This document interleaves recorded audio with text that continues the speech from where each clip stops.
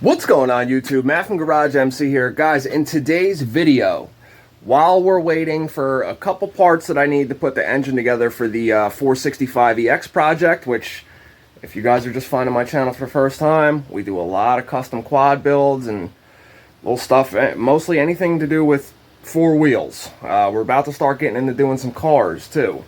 I'm going to do a build on a car that I'm looking at. It's going to be a long-term build, nothing quick, but if you're new to the channel, this is what we got going on right now. This is a 400EX, Honda TRX 400EX. Motor's getting stroked to a 465. Lone Star, everything on the whole quad. Everything you could possibly get Lone Star is on this thing. Anyway, that's not what this video is about today. A few of you guys have asked me what I do for work, this, that, blah, blah, blah, blah, blah. The whole quad thing, guys, I don't treat this as something out of my personal money. So I make this stuff pay for itself. YouTube, no, not making money doing that. This is just for fun and sharing what I do with you guys. So I'm going to show you how I accumulate funds to do builds like this. I'm going to show you guys how you can make money buying and selling a quad. Yes, I already went and bought one, so you guys are going to get to see what I picked up, and then we'll do a video later on after the parts that I need for it come in, and we'll do the repair and sell it. So stay tuned. I'm going to give you guys 5 or 6 tips on what I do and how you can go about this. So first things first, guys, before we get into the list of tips that I had written down on the whiteboard there so I don't forget what I'm talking about, because I tend to get carried away and off topic. Sometimes, kind of like right this second. Let's take a look at the quad that I picked up. Not going to tell you guys what I paid for this. You know, maybe when we do the repair video, I'll do a giveaway on whoever guesses close to what I paid for this quad without going over. So Price is Right rules. We've all had grandmothers, so you guys know how that works. Yeah, let's take a look at the quad. 2006 Honda TRX 250EX. No spark. And on top of the no spark, somebody had bent the front right A-arms. The frame is not damaged, just the A-arms are. So, we're not going to get into what to do to fix this. This is not what this video is. This is just giving you a prime example of what I bought. That's really the only way to say it. So, let's get into the tips. So, first thing you guys got to do if you're going to do this, you have to know the market. Okay, so when you're looking at a particular machine, for example, this 2006 Honda TRX 250EX, you're going to want to look in your area because prices across the country vary. Like here in New Jersey, where I'm at, quads command a premium. They go for a lot more than they might in your area. So this particular make, model, and year, because you got to pay attention to the year on these too, even though it's fundamentally the same exact quad as like the 04 250EX that I had, there's been a few updates. Obviously the new body, so it's got the, I mean the older one had the headlight there too, but the older one kind of looked like maybe like it belonged on Sesame Street from the front end. Looked like you know, Big Bird or something, especially if it was yellow. The one I had was red. But yeah, so new body. It's basically the same exact quad. This one here, you know, it has an aftermarket DG bumper, and it also has these fairly new wheels. We got ambush tires in the rear, and these are, well, whatever the Chinese company decided to name them this day that they were making these. These are the same as the Mass FX tires, but I guess they must have flipped a coin or picked a name out of a hat that day and decided to call it Ocean, whatever. Anyway, it's got a FMF power core slip on.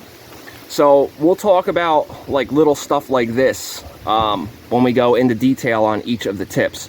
So knowing the market, you're going to want to look on Facebook Marketplace, which is where most people go. Type in Honda TRX 250EX and make sure you look for the similar year. Okay, so that's step 1, is knowing the market. Step 2, you got to have a couple plans. You got to have your plan A, which in this case would be to repair the quad and sell it as a whole quad. That's plan A. That's the least amount of work, and I'll get into why it's the least amount of work in a second when we talk about plan B. So that's the goal. Plan B would be to check eBay on pre-owned used parts. If this quad was unfixable or it wasn't worth putting the money into it to fix it, to sell it as a whole quad, you would want to know how much all these parts sell for secondhand on eBay. So that's plan B. So step 3, let's talk about that for a second. Step 3 would be to, obviously, you got to have the skills and the tools and the know-how on how to repair whatever could be wrong with this ATV. Obviously, if you were to take something like this to a shop and have it repaired, you're going to dig into your profit heavily, if not go past what your profit might be on this quad and then be in the negative on it. So you got to have the tools, you got to have the know-how, you got to have the resources, you got to know how to source parts, you got to have the funds to buy the parts, obviously. So step 3 is pretty basic. That's an obvious step. Step 4 would be to, like I try to do, stay in your wheelhouse, guys. Stay with what you're comfortable with. So like me, I stick to the TRXs, Hondas. So like, for instance, this 400EX that I'm building, I have like 13 400EXs here. I love those quads. So I have any part I could need, or before spending money on buying something, I could, if I think it's this part, I could swap it from another one and, you know, just confirm my thoughts on what might be wrong. So just stay in your wheelhouse, stay to what you know. So that's tip 4. Tip 5, big tip, very important here. Do not get attached to what you're trying to buy and resell. Hence the reason why I have 13 400EXs. I'll get attached to something and want to keep it, and then I'll go crazy with it, like this 465EX here. There is no way in hell I could ever sell this quad and make a profit on it. One, because yes, it's still a 400EX, even though it's going to be a 465EX. All the aluminum's vapor blasted. I'm still spending money on it. We're going to get Elka shocks for it, front and rear. Like, there's so much money in this quad, I'd maybe get 75% of it back, unless I had the right buyer and knew what the quad is and what went into it and the amount of labor and all the money and how it got put together the right way.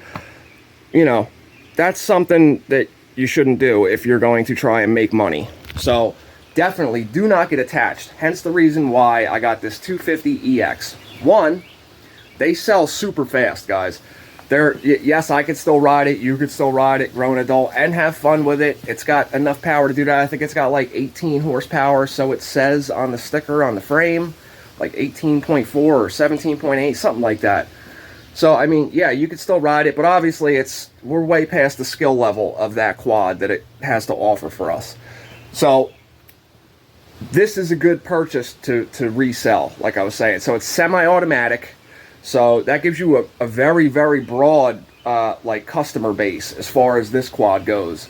Yes, you still shift. It's like a mid-level sport quad. So coming from somebody that was riding an automatic that now wants to learn how to shift, they can start learning how to shift and not have to worry about the clutch yet because it's semi-automatic. 2, it's a 4-stroke. 3, it's cheap. So when you're going to sell a really expensive quad, you're going to be sitting on it for a minute because there's not too many people to have, you know, $9 grand like the Banshee that I built to buy that quad, which is actually a fair price on something like that. If you guys don't know the Banshee market right now, check it out. There's some for sale for like $16,000. Insane. So yeah, that's step 5, guys. No attachments. So step 6, guys, you want to have a budget. And I know obviously this list of tips, they're not in this particular order. These are just, you know, off the top of my head, this is how I go about something. So you want to have a budget, man. You got to put a value on your time, number 1. So like if you think you're going to have 20 hours invested into this, what is your time worth per hour? I know local shops around here charge about $110 an hour. Obviously they have overhead, rent, all that, employees, insurances, all types of stuff like that.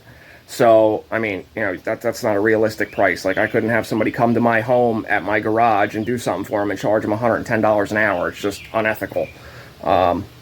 you know, where there's no integrity in that. So you have to be realistic, but you don't want to sell yourself short either. So I think half of that is more than fair.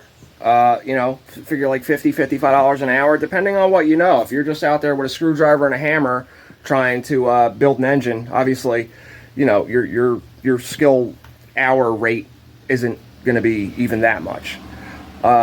So you got to put a value on stuff. The budget's huge too. So like this quad, like I said, they go for around here somewhere between $2,000 and $2,500 depending on the condition. So you're obviously going to want to go, okay, this is worth this when it's ready to ride. This is what I can get it for. So if it's worth, say, $2,500 and you can get it for $1,000, that leaves you a $1,500 buffer of a profit margin. So, you know, well, what would it be worth to you for doing this? So, I mean, it wouldn't make sense to buy it for $2,000, put $300 into it, and hopefully get $2,500. That's not the thing. I like to at least double my money.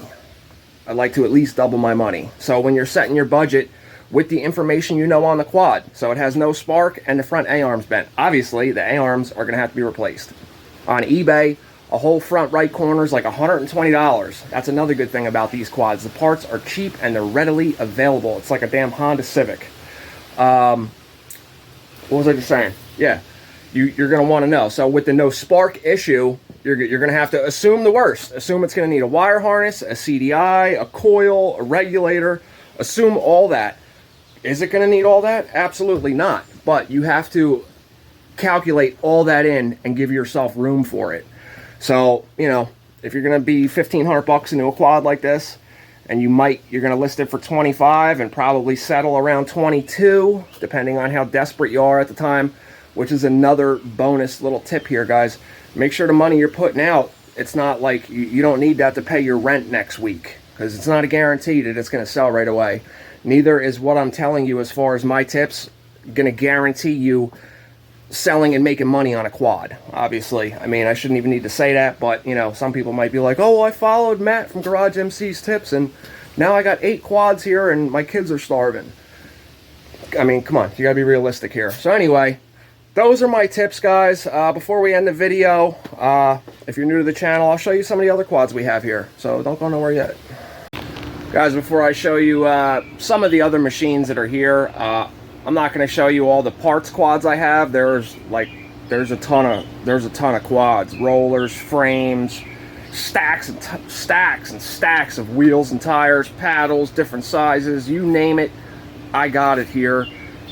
It's gotten out of control. That's why I said don't get attached to stuff. One more tip for you guys. Obviously, get it in and get it out. The faster you get it in and get it out, the better you can move on to the next thing. Because I notice I'll go buy something and then the next day all of a sudden crazy deals pop up, but I can't go get them because I tied my money up in something else. So you want to get that in and get it out, do the bare minimum. But as far as doing the bare minimum, you want to do quality repairs. You don't want to, like, I could probably easily pull that quad up to the 4x4 quad and put the winch on it and probably pull them A-arms straight a little bit. You don't want to, you know, spend a couple dollars. You want to sell a good product to somebody. Somebody's obviously going to put their kid on that quad. You know what I mean? So, you know, maybe your standards are lower. I don't know. Would you ride it like that? You know, but you want to put a good product out. So, you know, just keep that in mind, man. Just stick to the goal, do what you're doing, and then move on to the next one. So you could put, you know, your initial output back in your pocket and then use the profit from that one to go buy another one or maybe 2 more.